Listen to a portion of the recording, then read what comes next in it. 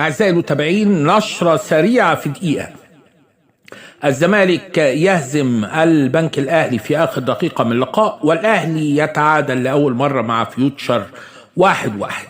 هذا في الدوري المصري. أما على مستوى العالمي فقد استطاع منتخب مصر الآنسات للسكواش الفوز ببطولة العالم للمرة الخامسة في تاريخه بعد الفوز على منتخب الولايات المتحدة. ومثل مصر في هذه البطولة نوران جوهر، نور الشربيني، هانية الحمامي، ونور الطيب، ويقود المنتخب إنجي خير الله.